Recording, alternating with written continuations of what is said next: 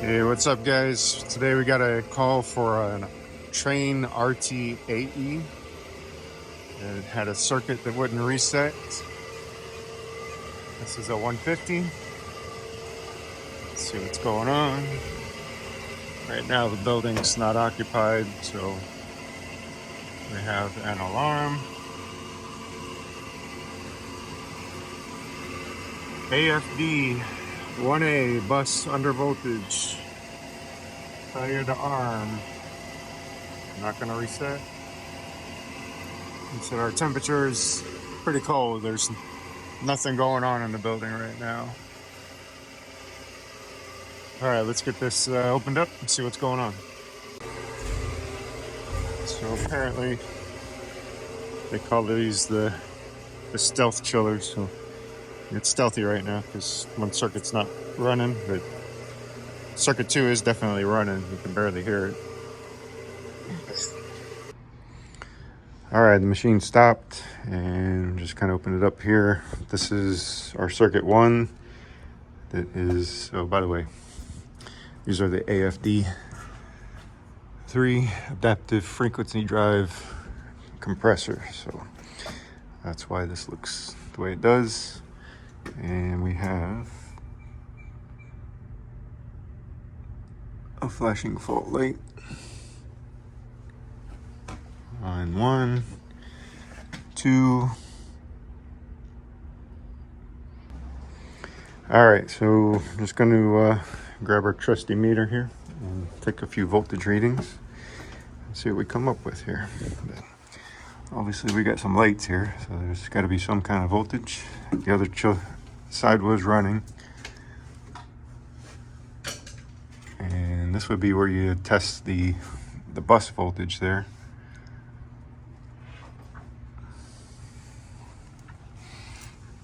That doesn't look good either.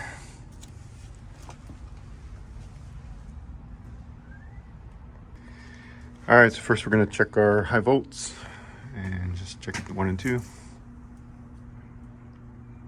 We have 484, 1 and 3, 486, and 2 and 3 is 490.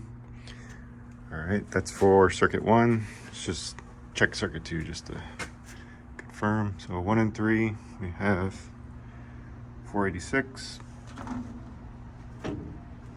1 and 2, 484. 2 and 3, 489, almost 490. All right, and so let's check the DC voltage coming out because it goes in here into the inverter, and we'll check it here. All right, so let me help you out. There we go. So we have 253, yeah, DC volts. Okay, let's compare to 2, who was operating okay.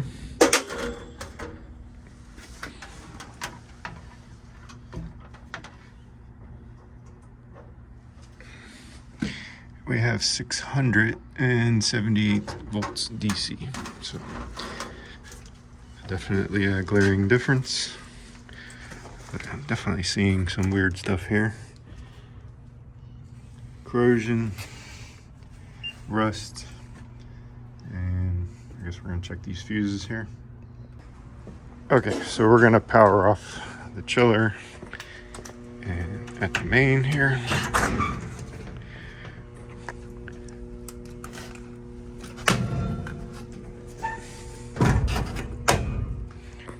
And we will also turn it off. Time 7:22. So we need to give this 5 minutes to power down. You see the light's still on. And let's just shut this off here too. All right, let's check our voltage, see what we got now. We are on DC to So we're still powering down.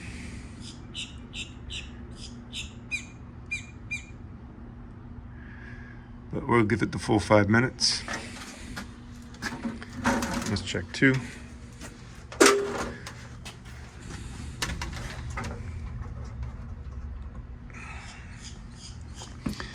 And also powering down.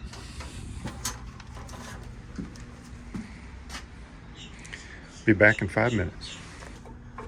All right, we're just confirming that we don't have voltage coming in. Yeah, L1 is nothing. See if you can get on 2.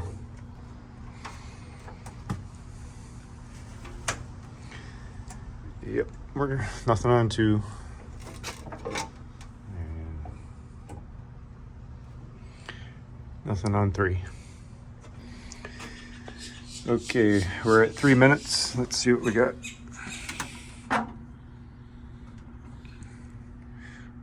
Let's swap them around.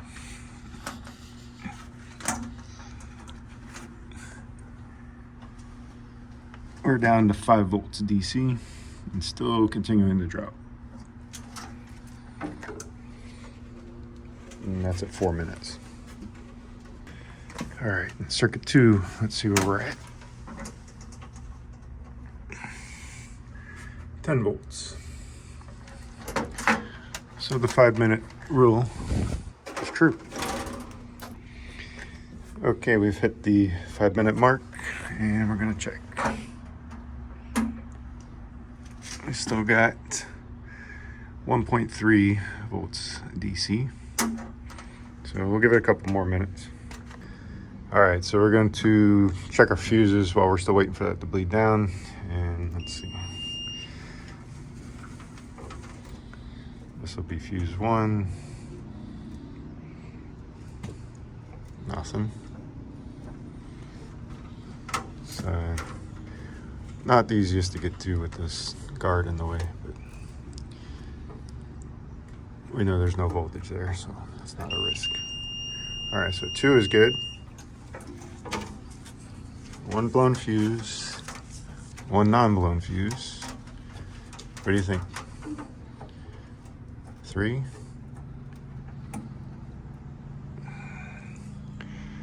All right, 3 is blown. That's wonderful. 2 blown fuses. Okay, we're at 7 minutes. Let's check that DC.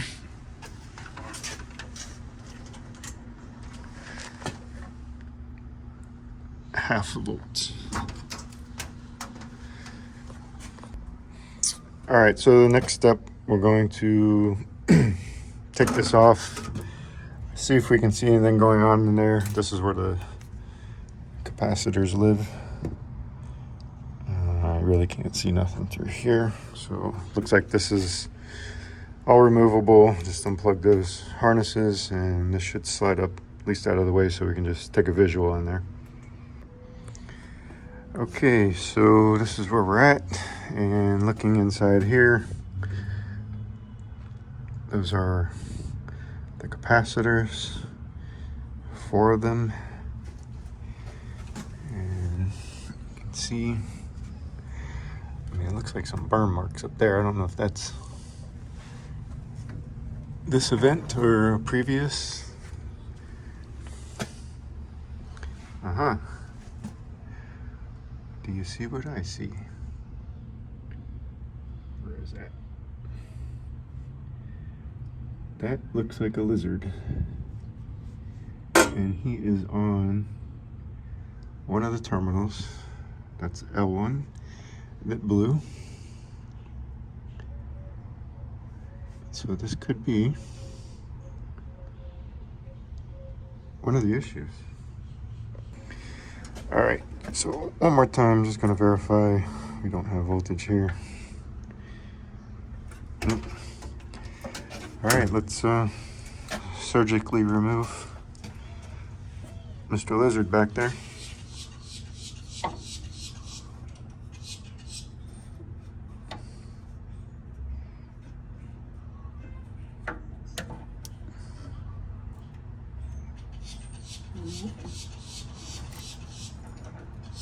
Well, he's dry.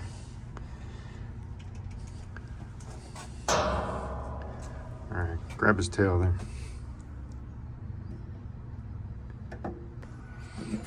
All right, well, it just fell out.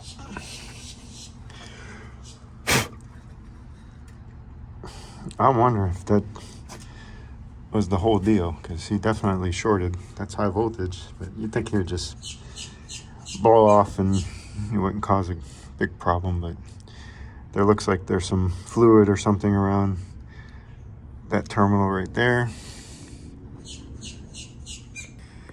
All right, so each one of those capacitors says it's a 260 microfarad, plus or minus 10%, but we're going to just check across those two. We have 983, 95, it's still charging. So if you added up all four of these 260s, what did we say that was? 1,044 something? 1,040? And let's just check again what we had. 985, 994. So we're definitely within that minus 10% range. So maybe the capacitors are fine. Can't see anything else.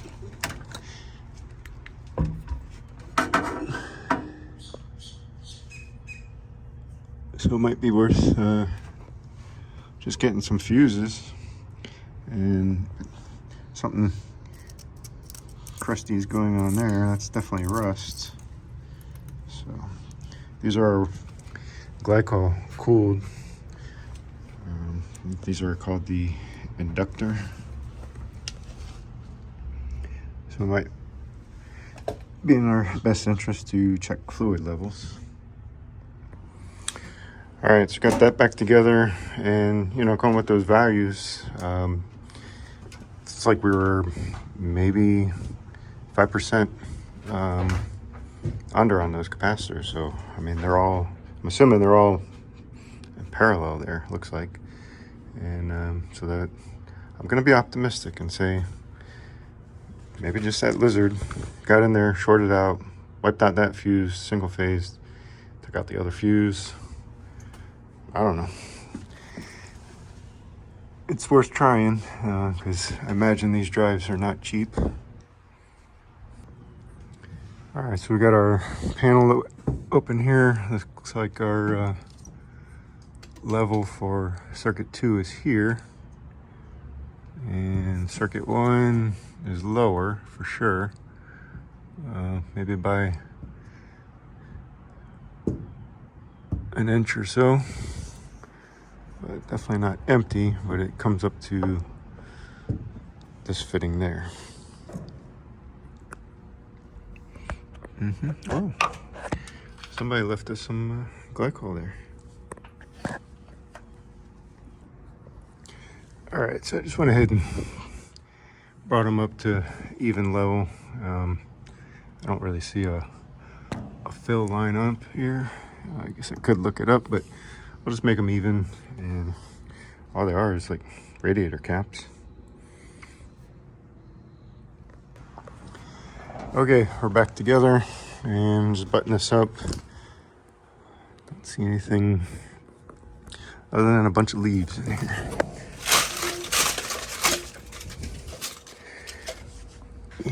Mr. Mouse has probably been in here, but there's a big old tree up here dropping leaves everywhere.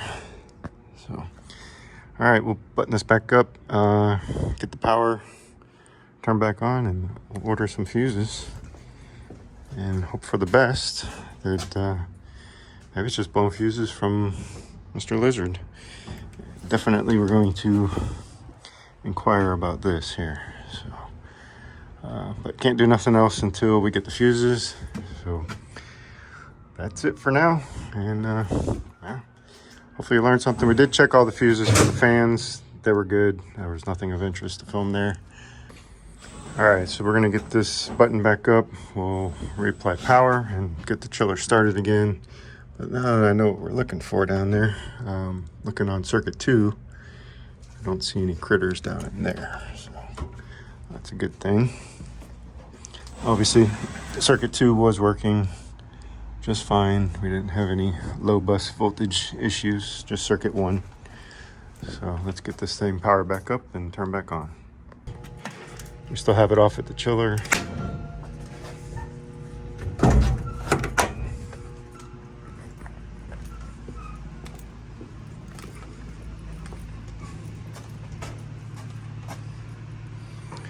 He's almost done tightening that up. All right, good to go.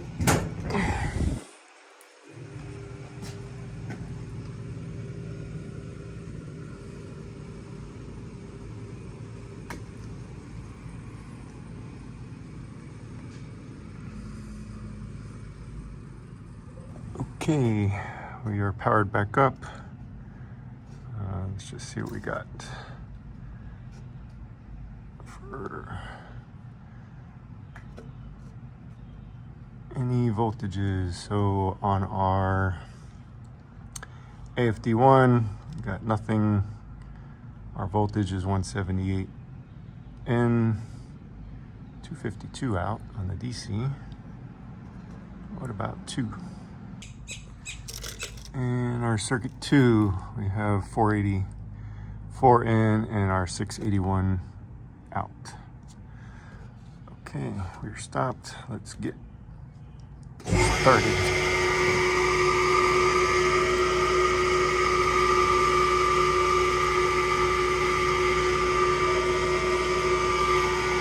We're gonna leave that alarm going.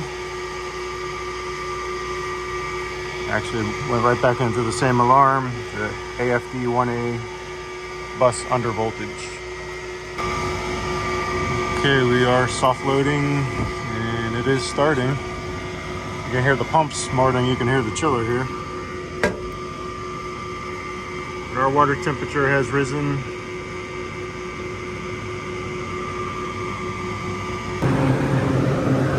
And it looks like all our fans are running for circuit 2. Circuit 1's going to remain off. Alright, we've dropped our temp pretty quick. Still running on circuit 2. I think we'll be okay as long as circuit 2 doesn't stop. We'll have cool water. Alright, so our job, we're going to try and locate those fuses, and we'll either be back or we'll follow up in another video. So either way, appreciate you watching.